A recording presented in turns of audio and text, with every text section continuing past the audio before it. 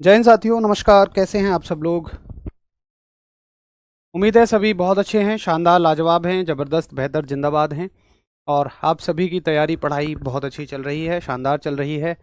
अब तो खैर आपके जो ये कोर्स हैं, जिस भी कोर्स में आप ये क्लास कर रहे हैं, उनको चले हुए काफ़ी समय हो गया है और अब तक आप मोटिवेटेड हैं। तो फिर इसमें कहने की ज़रूरत ही नहीं है कि आप सभी को इस मोटिवेशन को आगे तक बना के रखना है। जिन साथियों ने कोर्स शुरू होने से लेके अब तक एक लंबा समय हो चुका है, अब तक अगर अपने उत्साह को बनाए रखा है तो फिर इस बात में कोई दो राय नहीं है कि आप आगे भी इसी तरह उत्साहित रहेंगे और एग्ज़ाम तक डेफिनेटली आप सभी लगातार मेहनत करते हुए रहेंगे। क्योंकि बहुत सारे साथी ऐसे होते हैं कि बस हमने कोर्स खरीद लिया, 2-4 दिन जोश में रहे और फिर जोश हमारा ठंडा पड़ गया, फिर कहीं हम पड़े हैं, कहीं जोश पड़ा है, कहीं कोर्स पड़ा हुआ है। लेकिन शायद आप सभी के साथ ऐसा नहीं है, आप सभी बहुत मेहनत कर रहे हैं, अच्छी बात है, बहुत शानदार। तो ज़रा एक बार सभी साथी बताएंगे कि कल की क्लास सभी को समझ में आई? क्या आप सभी मैंने आप सभी को लास्ट में एक सलाह दी थी कि आपको एक अच्छा रिवीजन करके आना है। क्या आप सभी अच्छे से रिवीजन करके आए हैं? चलिए मैं चेक ही कर लेता हूँ, क्योंकि कुछ साथी ऐसे ही झूठ मूठ हाँ कह देंगे। तो मेरा एक आसान सा सवाल है कि बताइए, एमकेएस पद्धति में एमकेएस सिस्टम में जो द्रव्यमान का मात्रक है वो क्या है? बताओ। एमकेएस पद्धति में द्रव्यमान का मात्रक हर दिन यूनिट ऑफ मास। हर दिन हम क्लास शुरू करने से पहले कल की क्लास से एक सवाल पूछेंगे, जिससे कि ये सुनिश्चित हो जाए कि ठीक है, आप चीज़ों का दोहराव कर रहे हैं या नहीं, आप चीज़ों का रिवीजन कर रहे हैं या नहीं है।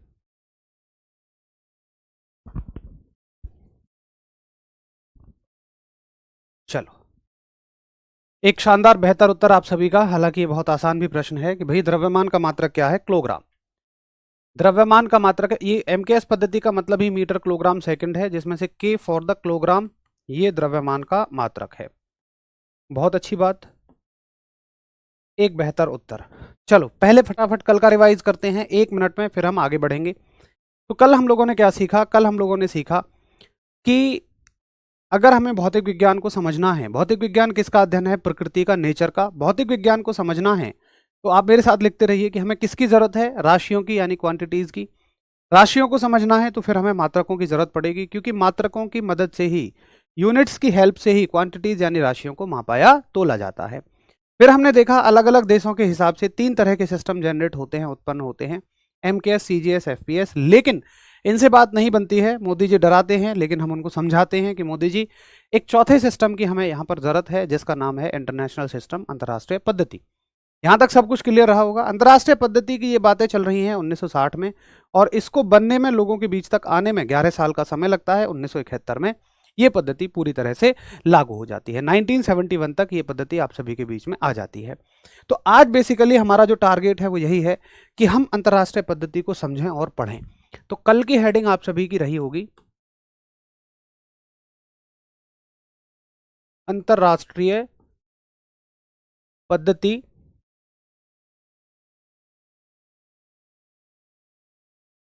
यानी कि इंटरनेशनल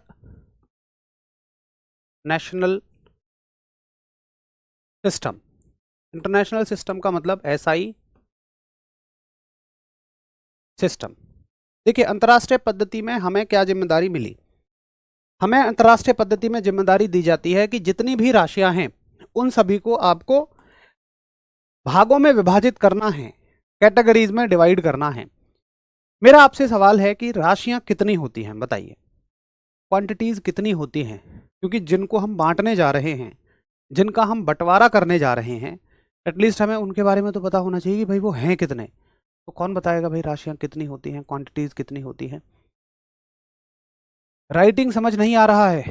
भाई एक बार सभी साथी बताओ, क्या राइटिंग में कोई इशू है? और इशू क्या है प्लीज़ मुझे वो भी बताइए, क्योंकि मैं जब बोर्ड पे पढ़ा रहा होता हूँ तो शायद 1% कोई बच्चा है कभी जिसने कही होगी राइटिंग के बारे में। कोई नहीं, लेकिन आपके सजेशन का मोस्ट वेलकम है। आप मुझे बताएं क्या मैं बदलाव कर सकता हूँ, मैं ज़रूर करूँगा। तो कुछ साथी कहते हैं 3 है, 7 हैं, कुछ साथी कहते हैं 2 हैं, और वहीं कुछ साथी अच्छा भी उत्तर करते हैं, वो कहते हैं कि इनफाइनाइट होती हैं। देखो, मैं आपसे एक बात पूछूं, जो साथी 3 कह रहे हैं या 7 कह रहे हैं, मैं आपको राशियां गिनवानी शुरू करता हूं। भाई पहली राशि आप मान के चलो, जो राशियां आपने सुनी हो, चाल सुनी है, दूरी सुनी है, समय सुना है, बल सुना है, त्वरण सुना है, संवेग सुना है, आवेग सुना है, बल सुना है। उसके बाद गुरुत्व त्वरण सुना है, ध्वनि सुनी है, दाब सुनी है, तापमान सुनी है, ऊष्मा सुनी है, ऊर्जा सुनी है, कार्य सुना है, ऊर्जा सुनी है, शक्ति सुनी है। और आगे तक गिनता हुआ चला जाऊं क्या? धारा सुनी है, विभव सुना है, आवेश सुना है। इंग्लिश में आपने speed, distance, time, force, momentum, impulse, acceleration, उसके अलावा work, energy, power, gravitational acceleration, sound, heat, temperature, उसके अलावा आपने इंडक्टेंस सुना होगा, कैपेसिटेंस सुना होगा। गिनता हुआ चला जाऊं क्या? ये तो 7 क्या, ये तो 12-13 से भी ज़्यादा हो गई। और अभी अभी मैं और भी आगे बढ़ा सकता हूं इन राशियों को।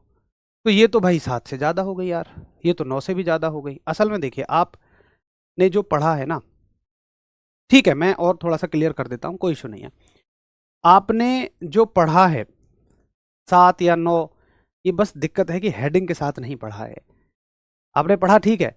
देखो, राशियां जो है ना वो बहुत सारी होती हैं, और बहुत सारे का मतलब मैं ये कह लूँगा टोटल राशियां जो होती है वो इनफाइनाइट होती हैं। 7 क्या होती हैं, 3 क्या होती हैं, आपका भी मैं जवाब दूंगा।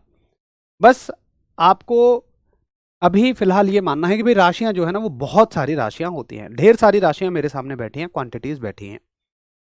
अब मुझे इनका बंटवारा करना है। अंतरराष्ट्रीय पद्धति में राशियों को अलग अलग जगह पर रखा गया। अब देखिए, बंटवारा जो होता है ना वो किसी आधार पर होता है, हमेशा किसी बेस पर होता है। तो मैंने क्या बेस बनाया है? मैंने बनाया है कि मुझे ये बताओ कि कौन अपने आप में स्वतंत्र हैं और कौन ऐसी राशियां हैं जो किसी दूसरे की मदद लेती हैं, यानी उनको लिखे जाने में किसी दूसरे की मदद लेनी पड़ती हो, या उनके मात्रकों को लिखे जाने में किसी दूसरे की मदद लेनी पड़ती हो। जैसे मान लो एक गांव में बहुत सारे, एक गांव में बसाना है और बहुत सारे लोग बैठे हैं। तो मैंने क्या आधार बनाया कि भाई ये बताओ इसमें से इतने कितने लोग ऐसे हैं, कितने परिवार ऐसे हैं जिनके पास रोजमर्रा की जिंदगी के सारे साधन मौजूद हैं। गांव में ऐसे ही होता है ना कि कुछ घर ऐसे होते हैं जिनके पास सारे साधन होते हैं, बाकी उनसे मांग के काम चला लेते हैं। तो ऐसी 7 राशियां मेरे सामने निकल के आई। उन्होंने कहा कि देखो, हमें व्यक्त करने के लिए किसी और की जरूरत नहीं है, हमें या हमारे मात्रकों को लिखे जाने के लिए किसी और की जरूरत नहीं है। वो कितने निकल के आई? ढेर सारी जो बैठी हुई हैं उनमें से 7 निकल के आई। तो उन 7 राशियों को या उन 7 मात्रकों को, उन क्वांटिटीज को या उन यूनिट्स को हमने कहा मूल राशि या मूल मात्रक। वो होती हैं 7। अब आपको बात समझ में आई? एक बार थम्स अप करो। तो अंतरराष्ट्रीय पद्धति में हम राशियों को जो बंटवारा करते हैं, तो इसमें पहली कैटेगरी हम बनाते हैं, आप मूल राशि कहो या मूल मात्रक कह दीजिए, दोनों एक ही बात है। मैं राशि कह देता हूं, राशि के आधार पर बंटवारा कर रहा हूं मैं। मूल राशियां,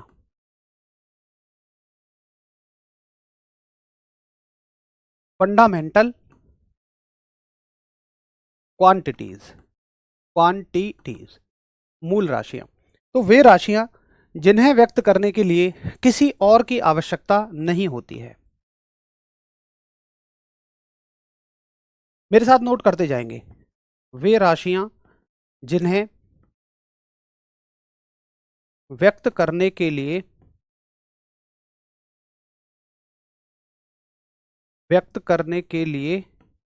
किसी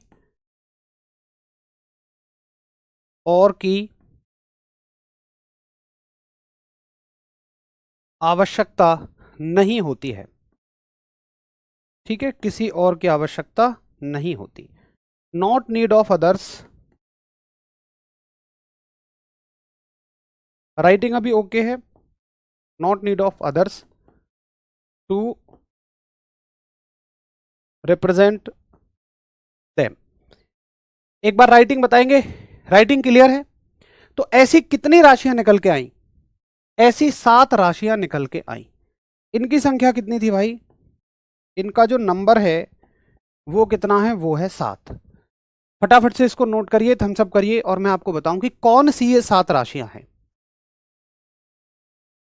जिन्हें व्यक्त करने के लिए किसी और की आवश्यकता नहीं होती है।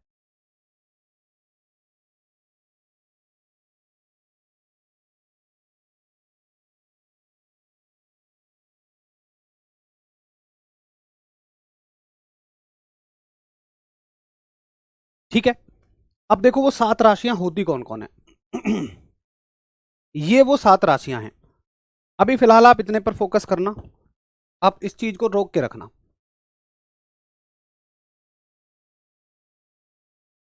इस चीज को भूल जाना अभी 1 मिनट के लिए केवल आप इतने पे फोकस करो। इन 7 राशियों को, जिनको हम मूल राशियां कह रहे हैं, कौन कौन ऐसी राशियां हैं? देखो, जैसे द्रव्यमान है भाई, द्रव्यमान को लिखने के लिए क्या किसी की जरूरत है? नहीं है। द्रव्यमान का मात्रक क्या है? किलोग्राम। क्या किलोग्राम को लिखने के लिए किसी और की जरूरत पड़ रही है? ये आपको आगे समझ में आ जाएगा कि किसी और की जरूरत का क्या मतलब है। भाई मैं द्रव्यमान को किलोग्राम में मापता हूं, क्या इसके लिए किलोग्राम को लिखने के लिए मुझे किलोग्राम के अलावा किसी और की जरूरत पड़ रही है? किसी की भी नहीं। ऐसे ही ये 7 राशियां हैं, लंबाई है, समय है, विद्युत धारा है, तापमान है, पदार्थ की मात्रा है, ज्योति तीव्रता है। अब हो सकता है आप ये कहें कि भैया विद्युत धारा के बारे में समझाओ, ताप के बारे में समझाओ। इनके लिए पूरे के पूरे चैप्टर हैं। अभी हमारा उद्देश्य ये नहीं है कि हम इन राशियों के बारे में जानें। अभी उद्देश्य है कि बस हम ये जानें कि पूरी फिजिक्स में जितनी भी क्वांटिटीज हैं, जितनी भी राशियां हैं, उनमें ये 7 हैं जो स्वतंत्र हैं, जिन्हें लिखने के लिए किसी की जरूरत नहीं है, जिनके मात्रकों को लिखने के लिए किसी की भी जरूरत नहीं है। ठीक है। लंबाई का मात्रक क्या है? मीटर है। समय का सेकंड है। विद्युत धारा का क्या है? एम्पियर है। तापमान का एसआई मात्रक क्या है? केल्विन है। देखिए, यूं तो आप तापमान को डिग्री सेंटीग्रेड में भी मापते हैं, लेकिन हमने कहा अंतरराष्ट्रीय स्तर पर हम उसको केल्विन में मापेंगे। जैसे हमारे इंडिया कंट्री में तापमान को ज्यादातर डिग्री सेंटीग्रेड में मापेंगे, या शरीर के तापमान को फ़ारेनहाइट में, केल्विन में नहीं मापते हैं। लेकिन आप विदेशों में ज्यादा जगह जाएंगे तो वहां केल्विन में मापा जाता है। इसलिए हमने कहा कि भाई जहां पर ज्यादा जगह पर जो यूनिट फॉलो हो रही है उसी को हम अंतरराष्ट्रीय स्तर पर बोलेंगे। पदार्थ की मात्रा को मोल में मापेंगे। कौन सा पदार्थ है? ये केमिकल्स होते हैं, केमिस्ट्री में जो पदार्थ की मात्रा होती है। उसके अलावा ज्योति तीव्रता, ये हम समझेंगे आगे क्या होती है। ज्योति तीव्रता का मतलब होता है रोशनी की चमक कितनी है। रोशनी की चमक को हम कैंडेला से मापते हैं। तो पहले आप इतना नोट करिए और बताइए, ठीक है भैया मुझे समझ में आ गया कि 7 जो हैं वो तो मूल राशियां हैं। सारी राशियां 7 नहीं है, राशियां तो बहुत सारी हैं। उनमें से मूल यानी कि फंडामेंटल, मतलब जिन्हें व्यक्त करने के लिए किसी और की जरूरत ही नहीं है, उनको हम मूल राशियां कहते हैं, और इनकी संख्या 7 है। पहले अभी इनको यहां तक आप नोट करिए, और नोट हो जाए तो थम्स अप करिए फटाफट से। पहली बार फिजिक्स की क्लास कर रहा हूं भाई दोस्त, एक रिक्वेस्ट है कि आप ना बस जो कल की क्लास है उसको और कर लीजिए, तब आपको ज़्यादा अच्छा समझ में आएगा। आज जो आपको ऐसा लगेगा जैसे बीच में से चल रहे हैं आप।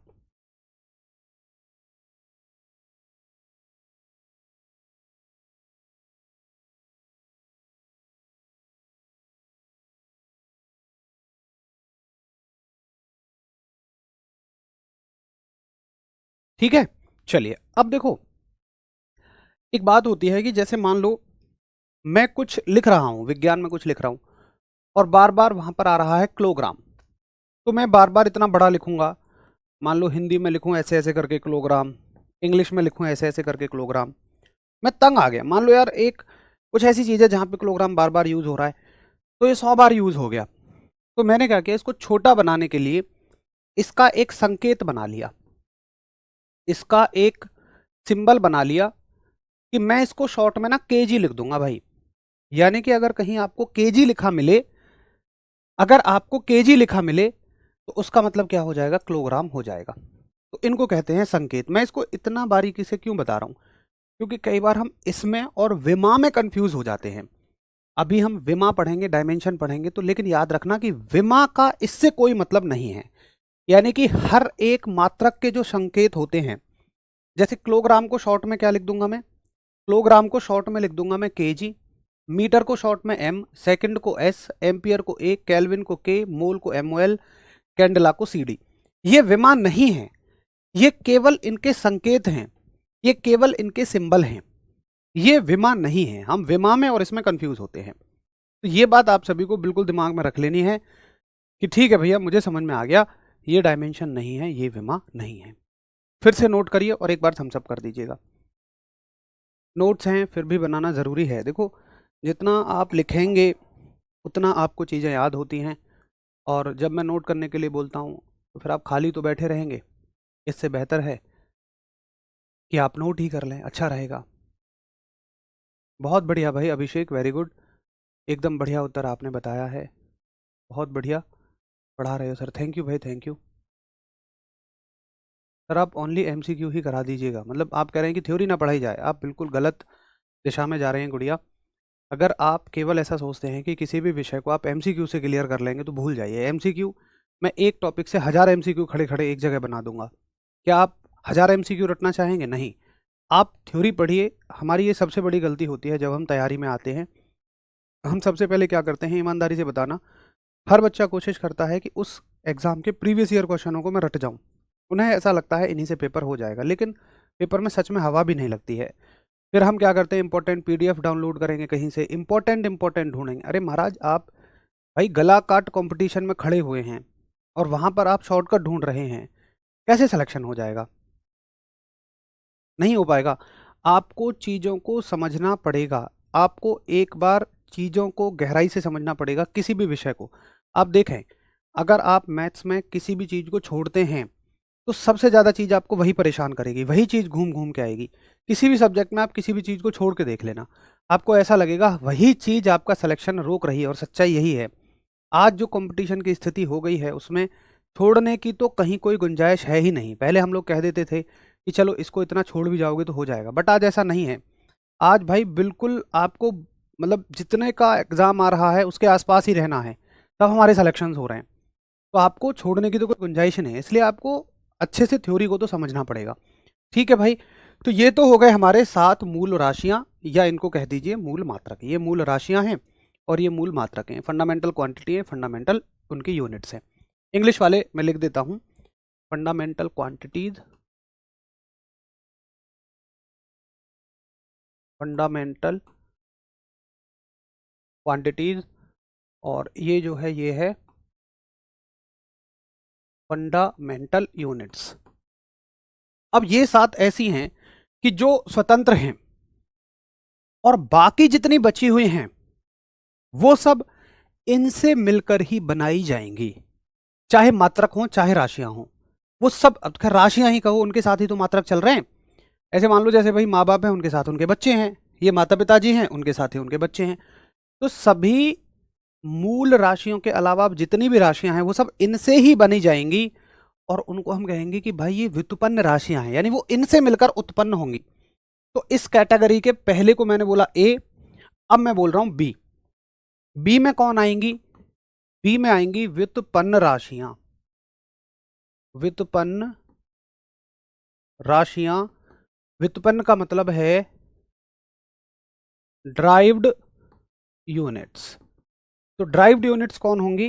व्युत्पन्न कौन होंगी? जो मूल राशियों से उत्पन्न होती हैं। मैं ऐसे ही डेफिनेशन लिखता हूं इनकी, मूल राशियों से उत्पन्न होती हैं, यानी कि ड्राइव्ड फ्रॉम फंडामेंटल यूनिट्स, कि जो मूल राशियों से उत्पन्न होती हैं। अब देखो, जैसे कैसे मूल राशियों से उत्पन्न होती हैं, मान के चलिए एग्जाम्पल लेते हैं एक। आपने एक बड़ा अच्छा उदाहरण पढ़ा है, बचपन से ही आप इस फॉर्मूले को पढ़ते आए, 9th-10th से ही। आपने पढ़ी एक राशि चाल, एक क्वांटिटी पढ़ी आपने स्पीड। मैं पूछता हूं आप हमेशा से क्या पढ़ते आए हो? हम पढ़ते आए हैं भैया चाल बराबर दूरी बटे समय। आपने पढ़ा हमेशा से कि स्पीड बराबर speed equals to distance upon time. अब मुझे आप बताइए, क्या चाल जो है ये बाकी दो राशियों से मिलकर नहीं बन रही? चाल जो है बाकी दो राशियों से मिलकर बन रही है। ये दो राशियां कहां आ रही हैं? ये दो राशियां मूल राशियों में आ रही हैं। तुम कहोगे भैया दूरी कहां है? अरे लंबाई एक तरह की दूरी ही तो है, और समय जो है वो यहां है ही। तो इन दो राशियों से मिलकर ये राशि बनी। आप कोई भी राशि सोच लो इन 7 के अलावा, सब इन 7 से ही मिलकर बन रही होंगी। सब की सब राशियां इन 7 से मिलकर बनेंगी। तो ये तो हो गई राशि। अब इनके अगर आप मात्रक देखोगे कि भाई इसका मात्रक कैसे बनेगा, तो इनके मात्रक भी इनके मात्रकों से ही मिलकर बनेंगे। जैसे इसका मात्रक हो जाएगा, दूरी का मात्रक क्या हो जाएगा? मीटर, और समय का मात्रक क्या हो जाएगा? सेकंड। यानी कि अगर आपसे कोई स्पीड की यूनिट पूछेगा तो स्पीड की यूनिट क्या हो जाएगी? डिस्टेंस की यूनिट अपॉन टाइम की यूनिट। डिस्टेंस के लिए क्या लिखोगे? मीटर, और टाइम के लिए क्या लिख दोगे? यूनिट में लिख दोगे सेकंड। ये हो गई इसकी यूनिट। तो यूनिट क्या बन गई? मीटर पर सेकंड। ये भी तो मूल से ही मिलकर बनी है, फंडामेंटल से ही मिलकर बनी है, क्योंकि फंडामेंटल यूनिट में है मीटर और सेकंड, मीटर और सेकंड। अब आपको समझ में आया कि व्युत्पन्न राशियां क्या होती हैं? एक बार सभी बताइए कि ठीक है भैया मुझे समझ में आ गया, व्युत्पन्न राशियां क्या होती हैं, ड्राइव्ड यूनिट्स क्या होती हैं। जल्दी से एक बार सभी बताइए कि मुझे समझ में आ गया कि व्युत्पन्न राशियां भी मूल राशियों से मिलकर बनती हैं और इनके मात्रक भी मूल मात्रकों से मिलकर बनते हैं, यानी ये मूल से मिलकर बनते हैं। अब ऐसा पढ़ाते हैं, कोई डाउट आता ही नहीं है। थैंक यू भाई, आप बहुत अच्छे से पढ़ रहे हैं, ध्यान से पढ़ रहे हैं, वेरी गुड। ठीक है, अब देखो एक छोटा सा इसमें और चेंज है। इनको ना शॉर्ट में कैसे लिखेंगे, वो कई बार ऐसे दे देता है, जैसे मीटर की जगह तो लिख देगा एम और सेकंड की जगह लिख देगा एस। ठीक है, यहां भी वही रहेगा एम बटे एस। इंग्लिश और हिंदी में एम और एस तो सेम ही रहेंगे। इसके अलावा वो और कई बार कैसे लिख देता है, वो ऐसे लिख देगा आपको कंफ्यूज करने के लिए। ये छोटी छोटी चीजें हैं जहां पर हम कंफ्यूज होते हैं। वो सेकंड को ना ऊपर ले जाएगा, तो ऊपर जाने में सेकंड की घात ना -1 हो जाएगी, ये बात याद रखना। सेकंड की घात ऊपर जाके -1 हो जाएगी। अगर किसी जगह पर ये चीज है मीटर बटे सेकंड की पावर 2, इससे अलग है, ये कुछ भी है ऐसा, और अगर आप इसको ऊपर ले जाकर लिखेंगे तो ऊपर ले जाकर सेकंड जो है वो -2 हो जाएंगे। ऊपर जाने में जो पावर होती हैं वो माइनस की हो जाती हैं, ये बात याद रखना। ये पावर जो है आपकी यहाँ 1 है, यहाँ -1 हो जाएगी, यहाँ 1 है, यहाँ -1 हो जाएगी, यहाँ 2 है तो -2 हो जाएगी। इस चीज को भी आप अच्छे से याद रखेंगे। एग्जाम का लेवल थोड़ा सा बढ़ गया है क्वेश्चन पूछने का, तो इस तरह से चीजें भी पूछी जाती हैं। तो ये बात सभी को समझ में आ गई है। थैंक यू भाई जयंत, आप बेसिक से पढ़ा रहे हैं, बिल्कुल जीरो से। देखो मैं ये मानता हूँ कि आप सभी ने, बहुत सारे साथियों ने बेशक कंपटीशन की तैयारी काफ़ी समय से शुरू कर दी है, लेकिन होता यह है कि आप सभी इस सब्जेक्ट को ना ऐसे बिल्कुल दरकिनार सा करके पढ़ते आए हैं कि चलो ठीक है रट सा लिया, इसलिए कभी एक इंटरेस्ट डेवलप नहीं हो पाया। और मैं अच्छे से समझता हूँ जब तक इंटरेस्ट डेवलप नहीं होगा उस सब्जेक्ट को आप अच्छे से पढ़ोगे ही नहीं। तो बस मेरी एक कोशिश है कि हम इंटरेस्ट एक डेवलप करें। ठीक है, चलो ये बात मुझे समझ आ गई। अब मैं आपसे पूछता हूं कि व्युत्पन्न राशियों की संख्या कितनी होती है। तो देखिए आपके स्तर पर फिजिक्स में हमें 13 चैप्टर पढ़ने, हर एक चैप्टर में ऑन एंड एवरेज 5-6 राशियां पढ़नी है, तो 65-70 राशि हमें टोटल पढ़नी है। लेकिन आप फिजिक्स जो है, मैं ओवरऑल फिजिक्स की बात कर रहा हूँ, फिजिक्स आपके स्तर पर तो है नहीं, ये तो आप, हमारा स्तर है 10th लेवल, 12वीं देखो, फिर आप ऊपर जाओ बीएससी देखो, फिर आप ऊपर देखो एमएससी देखो, फिर पीएचडी देखो, तो बहुत सारी राशियां हो जाती हैं, बहुत सारी क्वांटिटीज हो जाती हैं। फंडामेंटल साथ ही रहेंगी, उसके अलावा आप जितनी भी हैं वो सब ड्राइव्ड रहेंगी, व्युत्पन्न रहेंगी, तो ये ना बहुत सारी हो जाती हैं। इसलिए मैं कहता हूं कि भाई इनकी जो संख्या है ना वो अनंत है। हालांकि इससे कभी कोई सवाल नहीं आता, ऐसा कभी सवाल नहीं पूछा गया कि व्युत्पन्न राशियों की संख्या कितनी होती है, बट फिर भी अगर हम अपनी समझ के लिए कहें तो हम कहेंगे कि भाई इनकी जो संख्या है ना वो तो इनफाइनाइट है, वो तो अनंत है। जितना ज्यादा बड़ी फिजिक्स पढ़ोगे उतनी ज्यादा आपको ये पढ़नी पड़ेंगी। क्लियर। अब दूसरी चीज मैंने क्या देखा है कि बहुत सारी बुक्स में या बहुत सारी जगह पर ऐसे पढ़ रहे होते हैं आप कि सारी राशियां, उन सातों के अलावा जितनी सारी राशियां हैं आप एक पेज पर लिख लेते हैं और उन्हें रटना मारना शुरू कर देते हैं, उनके मात्रकों को रटना शुरू कर देते हैं।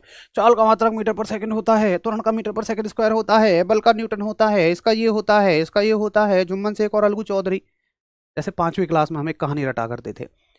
ये कोई रटने की चीज ही नहीं है।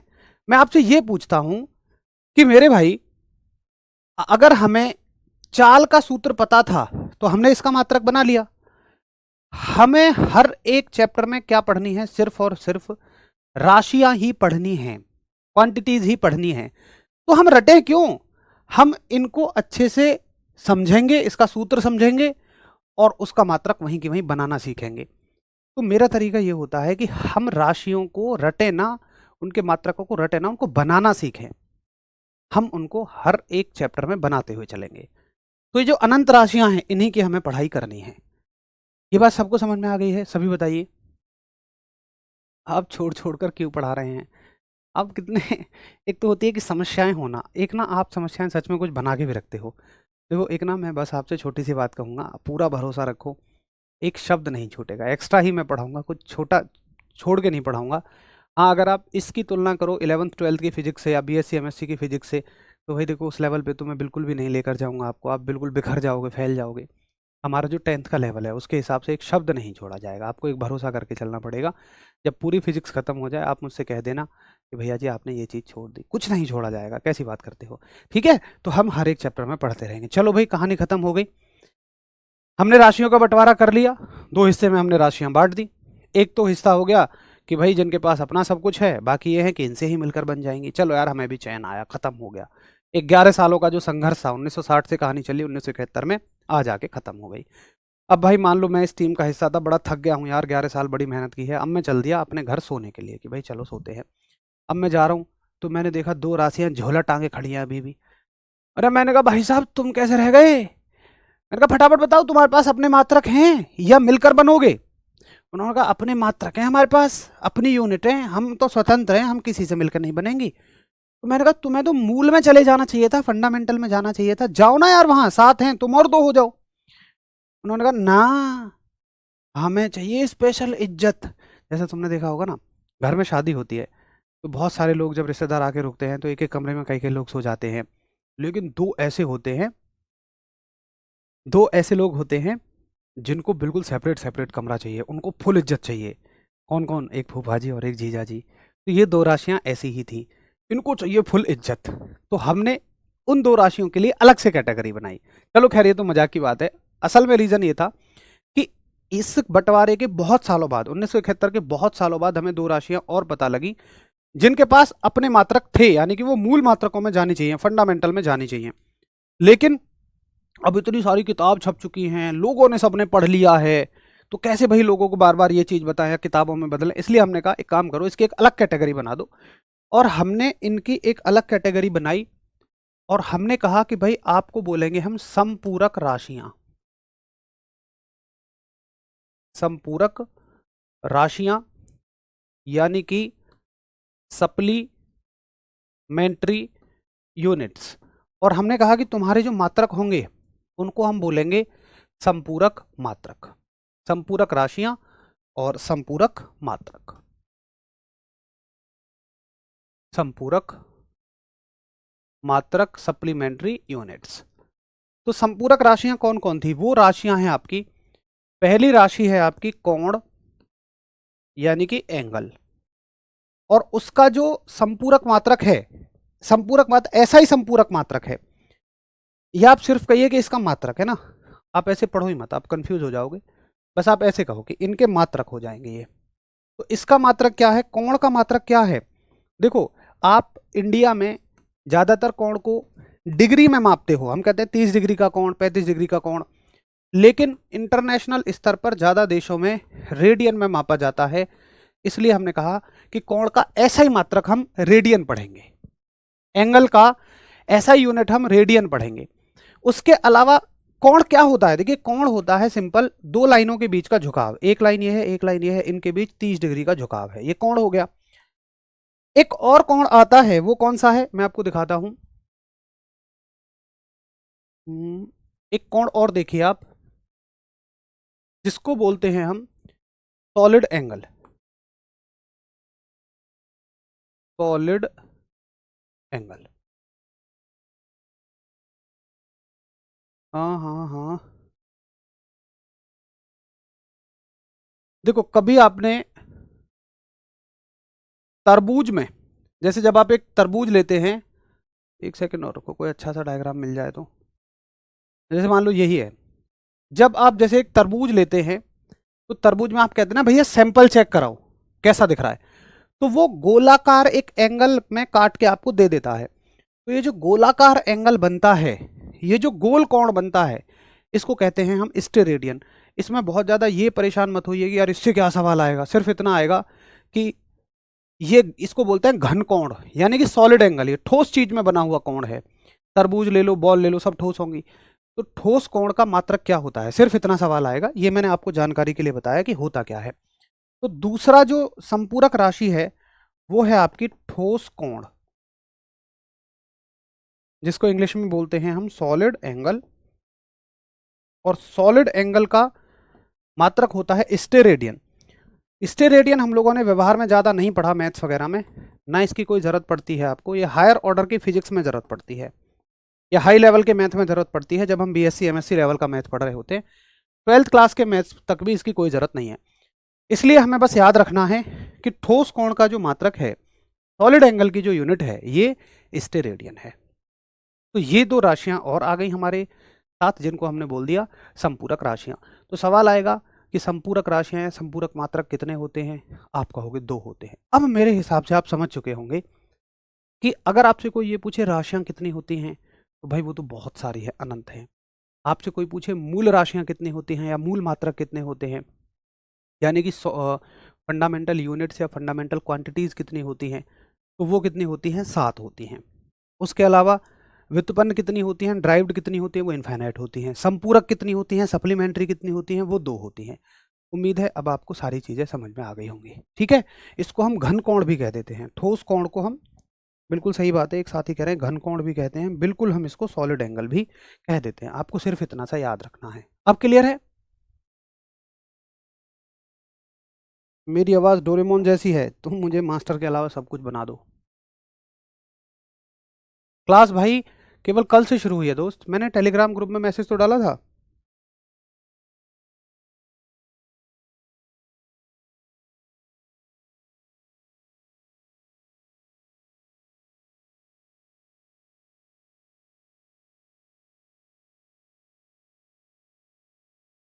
एक बार सभी फटाफट से थम्स अप करें कि ठीक है भैया, मुझे इतने से समझ में आ गया है। चलो थैंक यू भाई, बेहतर तरीके से समझा रहे हैं।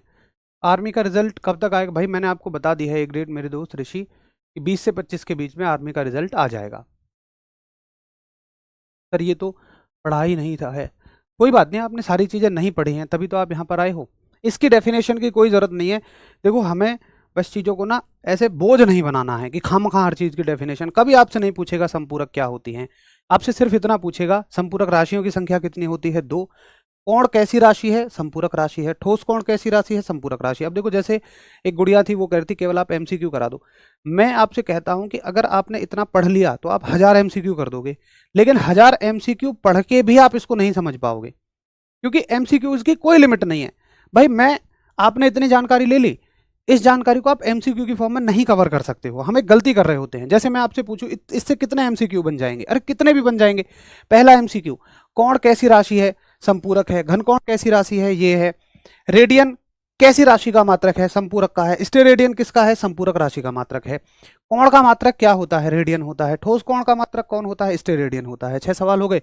निम्न में से कौन सी ऐसी राशि है जो मूल राशि नहीं है? तो ये मूल राशि नहीं है, इनका नाम दे देगा। निम्न में से कौन सी ऐसी राशि है जो व्युत्पन्न राशि नहीं है? इनका नाम दे देगा। तो इसी से 12-15 सवाल बन जाएंगे यहाँ घुमा फिराकर। हमें सवालों को नहीं रटना है, हमें थ्योरी को समझना है, हमें कंसेप्ट को समझना है। इसको बोलते हैं हम कंसेप्ट, इसको बोलते हैं हम परिकल्पना। हमें वो समझनी है, तब जाकर हम क्वेश्चनों को, कैसा भी कोई घुमा फिरा के क्वेश्चन आ जाए, उसको करने लायक बनते हैं। समस्या यही होती है, हमने चंद क्वेश्चन रट लिए, सवाल थोड़ा सा भी घुमा के पूछेगा हम नहीं कर पाएंगे, ये गलत बात हो जाती है हमारी। चलिए, तो ये हो गया हमारा संपूरक मात्रक तक कहानी। और अगर आप कहते हैं मुझे इतना समझ में आ गया, तो हम कह सकते हैं हमने पहले चैप्टर को कंप्लीट कर लिया है। और देखो पहले चैप्टर से बनने वाले कुछ क्वेश्चंस बहुत आसान है। पहले चैप्टर से कोई बहुत तोप सवाल नहीं बनेगा, वो मैंने आपको बता ही दिए कि किस किस तरह के सवाल बनते हैं। अगर आपकी इजाजत हो तो हम चैप्टर नंबर 2 की तरफ चलें, जिसका नाम है मेजरमेंट। मेजरमेंट का अर्थ है मापन। अभी तक हमने यूनिट्स को पढ़ा, मात्रकों को पढ़ा, और अब हम मापन की तरफ चलेंगे। एक बार सभी यस कह दें कि हाँ जी भैया चलें, फिर हम मापन की तरफ चलें। एक बार यस लिख दें कमेंट में और हम आगे चलें। सभी के मैसेज मेरे पास तक आते हैं, आप निश्चिंत रहें, सब कुछ ओके है, बिल्कुल परफेक्ट है। चलो बहुत बढ़िया। देखिए मापन में हमें क्या पढ़ना है, आप समझिए। यूनिट की जगह क्वांटिटी आएगा। कहाँ पर भाई? यूनिट की जगह नहीं नहीं भाई, अब यही भाई तुम डूबे हुए हो, मैं तुम्हें निकालने की कोशिश कर रहा हूँ, तुम मुझे भी अपने साथ डुबा रहे हो। मेरे भाई ये मात्रक हैं, रेडियन और स्टेरेडियन मात्रक हैं, ये जो है यूनिट्स हैं। अच्छा सॉरी सॉरी, यहाँ पर क्वांटिटीज आएगा। ओके ओके ओके भाई, सॉरी, सप्लीमेंट्री क्वांटिटीज। ठीक है, thank you thank you thank you. अब देखो मापन में हमें क्या पढ़ना है। अभी तक हमने ये सीखा कि राशि जो होती है ना, उनके मात्रक होते हैं, उनकी यूनिट्स होती हैं, जो बहुत ज़्यादा जरूरी है समझना। अब देखो अगली चीज राशियों से संबंधित है, उनको मापने से संबंधित। हर एक राशि को हमें मापना और तोलना ही होता है। लंबाई को तो हम मापते रहते हैं, द्रव्यमान को यानी मास को तो हम तोलते हुए रहते हैं, समय है तो हम उसको मापते रहते हैं। तो हर एक राशि को सिर्फ हमें मापना होता है। अब मापने में सबसे बड़ी जो चीज है वो क्या आती है? सबसे पहली और जरूरी चीज आती है मापने में 10 की घातें, जिनको लेकर हम बड़े कंफ्यूज रहते हैं, बड़े परेशान रहते हैं। लेकिन आपको आज के बाद कोई परेशानी की जरूरत नहीं है। आप हेडिंग डालेंगे, मापने में सबसे ज्यादा जरूरी चीज है 10 की घातें, पावर्स ऑफ 10। किस तरह से 10 की घातों से सवाल आता है, कैसे कैसे हम इसको घुमा फिरा सकते हैं, तमाम चीजें हम इसमें देखेंगे। 10 की घात ये भी अपने आप में एक पूरा टॉपिक है। देखो 10 की घातें दो तरह की होती हैं, एक होती हैं प्लस की घातें और एक होती हैं माइनस की घातें। तो पहली हेडिंग हम कवर करेंगे प्लस की घातें, जिनको हम बोलेंगे धनात्मक घातें, यानी कि पॉजिटिव पावर्स। देखो पॉजिटिव पावर्स क्या होती हैं, पहले आप समझिए घातों का अर्थ क्या होता है या घातों की जरूरत क्यों होती है। देखो जैसे मान के चलिए कि मुझे बार बार ये लिखना पड़ रहा है 1000, या मान लो मुझे बार बार ऐसे लिखना पड़ रहा है 1 2 3 4 5 6, मतलब मैं कुछ लिख रहा हूं और बार बार यही चीज आ रही है। तो आप ऐसे समझिए, इसको शॉर्ट करने के लिए, इसको छोटा करने के लिए मैंने क्या कर दिया कि भाई मैं इसको ना इतना बड़ा लिखने की बजाय, अगर एक के आगे 3 जीरो है तो मैं 10 की घात 3 लिख दूंगा। अगर एक के आगे 6 जीरो हैं तो मैं उसे 10 की घात 6 लिख दूंगा। मैंने बस इतना कर लिया। ये बात आपको समझ में आई कि 10 की घात क्यों लिखी जाती है। अब पॉजिटिव पावर्स में पहली पावर आती है जैसे 10 की घात 3, तो मैं इसको इतना बड़ा कहने की बजाय कि 10 की घात 3, ये बड़ा हो जाता है, मैं इसको इन शॉर्ट क्या बोल दूंगा कि भाई जब भी मुझे 10 की पावर 3 दिखेंगी तो मैं उनका नाम लूंगा किलो। जैसे मान लो मैं हूं, अगर मेरा कोई नाम ना होता तो लोग कैसे कहते कि अरे देख वो आदमी आ रहा है कि भाई जिसने मैकेनिकल इंजीनियरिंग से बीटेक की हुई है, जो दिल्ली जल बोर्ड में एसडीओ है और आरडब्ल्यूए में वो फिजिक्स की टीचिंग करते। इतनी बड़ी बात कहते हैं आपके लिए, कहते हैं कि भाई देखो ये वो आदमी हैं जो इस घर में से आते हैं, वहाँ जाते हैं, ये पढ़ाई कर रहे हैं। या हम थोड़ा सा क्या करते हैं कि भाई उस आदमी का एक नाम रख देते हैं। तो इतना बड़ा कहने की बजाय, 10 की घात 3 कहने की बजाय हम इसका एक नाम रख देते हैं और वो क्या है, किलो। मैंने कह दिया 10 की पावर 3 की जगह क्या हो गया, किलो हो गया। सवाल कैसे आएगा? देखिए सवाल आएगा, मैं अगले पेज पे लिखता हूँ सवाल। क्वेश्चन आएगा, या चलो यहीं लिख लेते हैं क्वेश्चन भी। क्वेश्चन आएगा कि 1 किलोग्राम में कितने ग्राम होते हैं।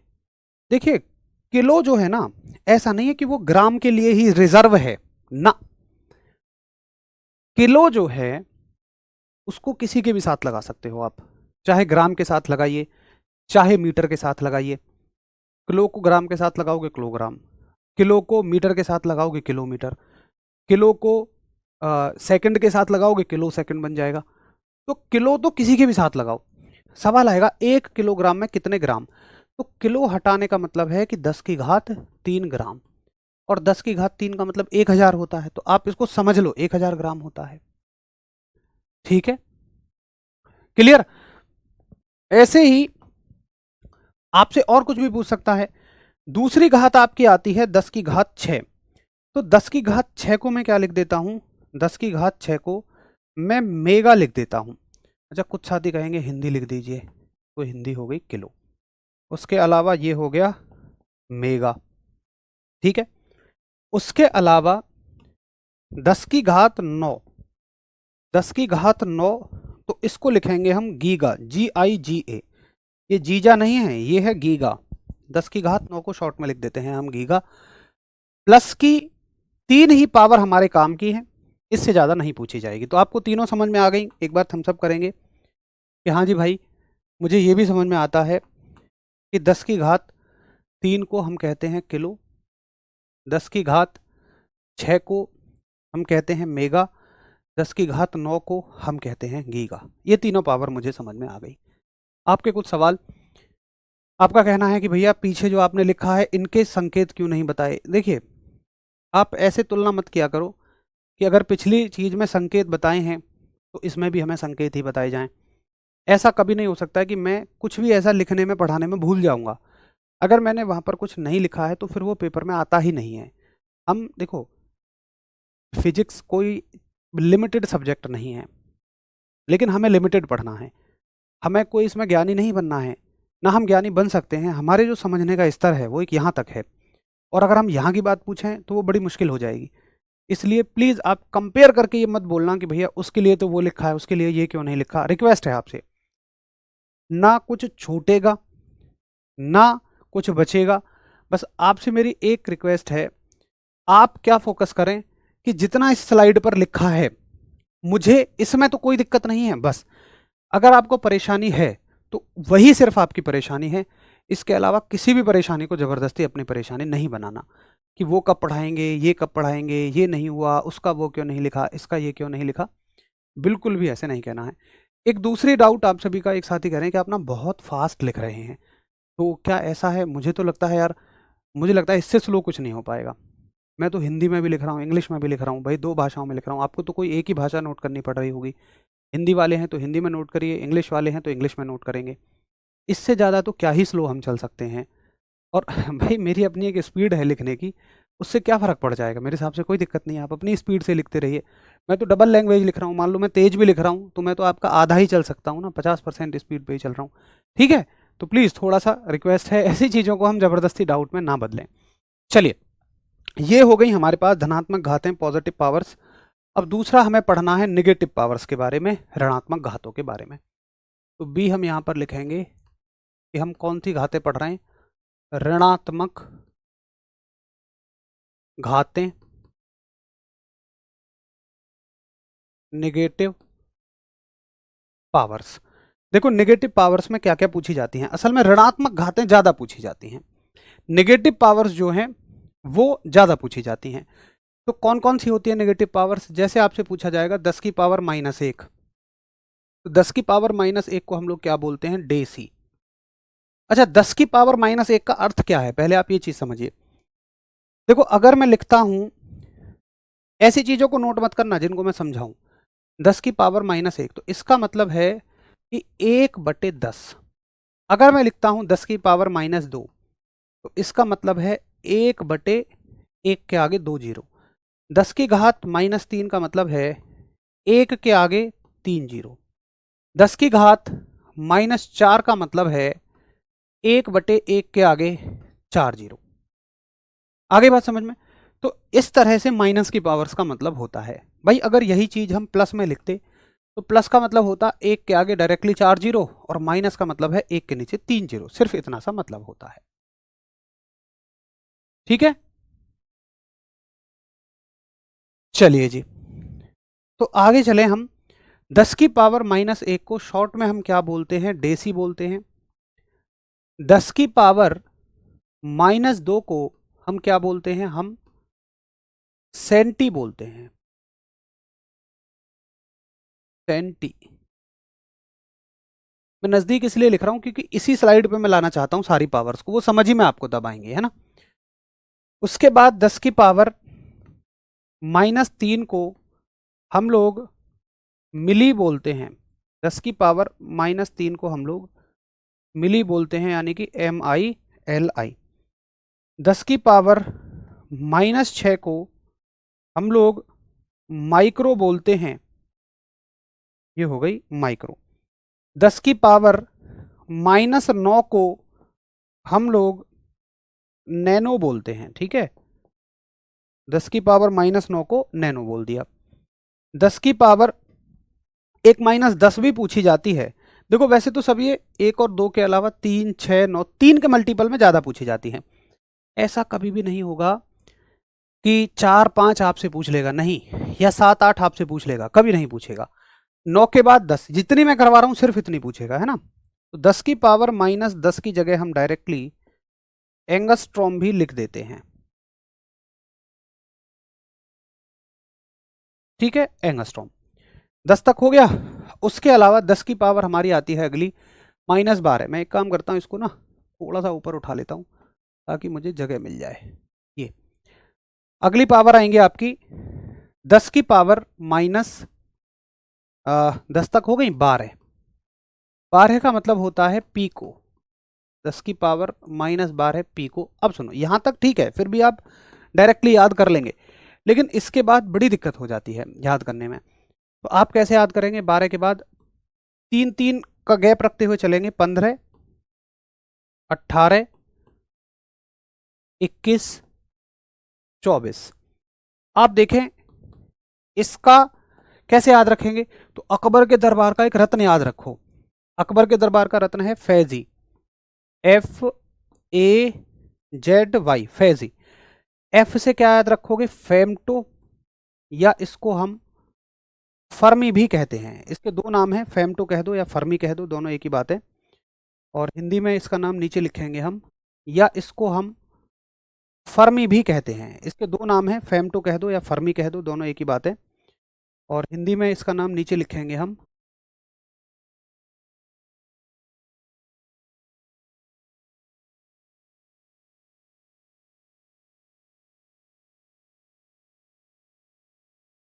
अब आया होगा, देखो ग्रीन हुआ। अच्छा, अभी क्लास ठीक चल रही है क्या? बताओ एक बार।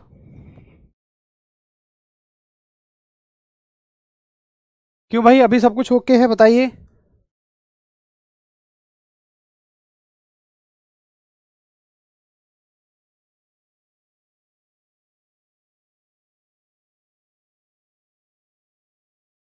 अभी क्लास ओके है क्या? एक बार बताइए। मैं प्रॉपर दिखाई दे रहा हूँ? मेरी आवाज़ सुनाई दे रही है? थोड़ा सा बीच में इंटरनेट का इश्यू हुआ था, अभी लग रहा है सब कुछ ओके है, परफेक्ट है। ठीक है, चलो, थैंक यू। तो ये पावर्स तक सबने सुन ली थी मेरी बात?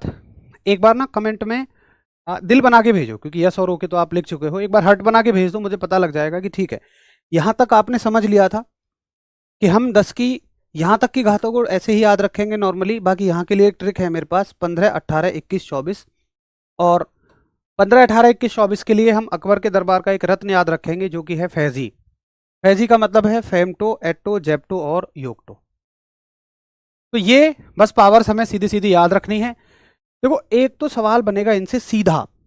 सीधा सवाल कैसे बनेगा, इसको ना अभी बाद में नोट कर लीजिएगा, पहले सवाल देख लो। सीधा सवाल बनेगा कि बताइए 1 माइक्रोमीटर में कितने मीटर होते हैं? 1 माइक्रोमीटर में कितने मीटर होते हैं? तो बताओ, माइक्रो का मतलब आपको पता है कि भाई 10 की पावर -6। 1 माइक्रोमीटर में 10 की पावर -6 मीटर होते हैं। हर एक टॉपिक से दो तरह के सवाल बनते हैं, एक तो सीधे सवाल और एक घुमाकर बनने वाले सवाल। एक दो साथी कह रहे हैं समझ नहीं आया। इसमें समझना ही कुछ नहीं है भाई, इसको तो याद रखना है। बाकी समझने वाली चीज़ ये थी कि 10 की घात 3 को कैसे क्या लिख सकते हैं, -3 को क्या लिख सकते हैं, वो मैंने बता दिया। बाकी तो ये याद ही रखना पड़ेगा। मेगा का मतलब बताया तो है मैंने। मेगा का मतलब है 10 की घात +6। मेगा का अर्थ है 10 की घात +6। यानी कि माइक्रो कहीं अगर लिखा हुआ है तो हमें उत्तर में क्या लिखना है? 10 की घात -6। या क्वेश्चन ऐसे भी पूछ सकता है कि बताइए 10 की पावर -9 को क्या कहेंगे? ऑप्शन में होंगे माइक्रो कहेंगे, या नैनो कहेंगे, या पीको कहेंगे, या फर्मी कहेंगे। बताओ क्या कहोगे इसको? तो आपका उत्तर होना चाहिए कि यार 10 की पावर -9 को हम नैनो कहेंगे। ये होते हैं सीधे सीधे बनने वाले सवाल। ठीक है, चलिए। डोरेमोन सर प्लीज लास्ट में बोल कर जाइए। हाँ, अरे क्या क्या नाम बना दी तुमने भाई मेरे। डोरेमोन, अब कल को क्या जाने कुकी उकी जाने क्या क्या नाम दे दोगे। मास्टर को मास्टर रहने दो। ठीक है भाई। तो राइट आंसर ऑप्शन आप सभी का हो जाएगा बी। इस तरह के डायरेक्ट बनने वाले सवालों को हम कर लेंगे। तो प्लीज़ भैया रिक्वेस्ट है, ये सारी चीज़ें देखो आपके स्तर पे जो फिजिक्स पूछी जाएगी वो कुछ बहुत तोप नहीं है, सिर्फ और सिर्फ याद रखने वाली चीज़ें ज़्यादा हैं। बाकी याद रखने में जहाँ मुझे चाहिएगा कि हम ट्रिक के माध्यम से पढ़ेंगे, वहाँ मैं आपको ट्रिक बता दूंगा आसान करने के लिए।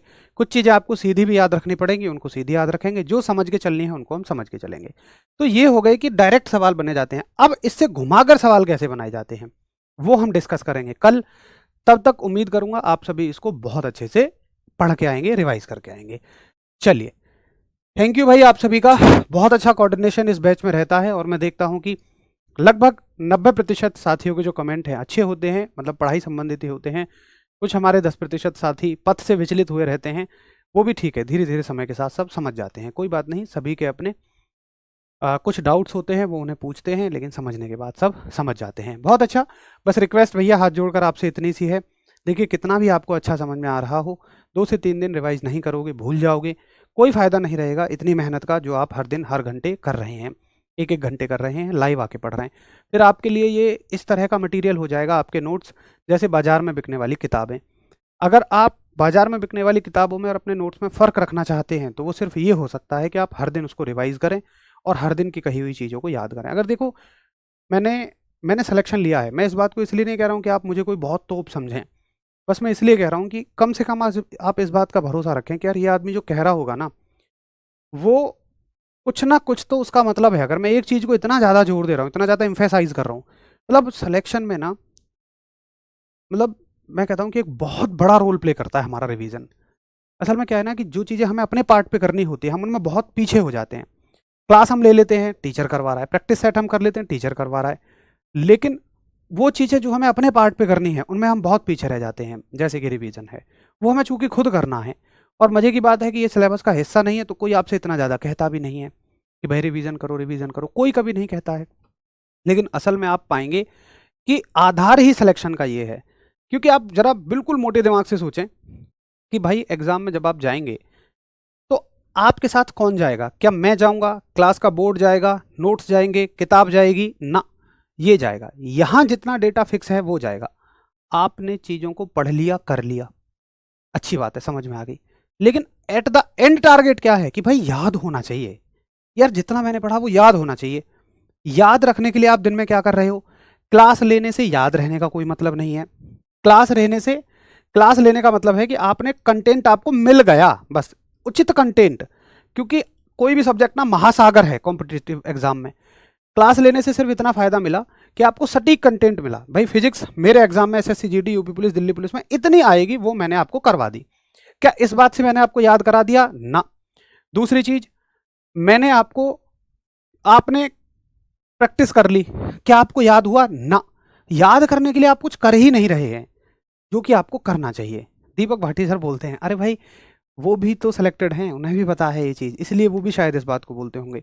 और ना केवल मैं उनकी अपनी बात कर रहा हूँ, आप किसी भी सिलेक्टेड बच्चे से पूछो कि रिवीजन क्या इंपॉर्टेंस रखता है, रिवीजन ये इंपॉर्टेंस रखता है। ठीक है भाई, चलिए मिलते हैं कल। नमस्कार, धन्यवाद, जय हिंद।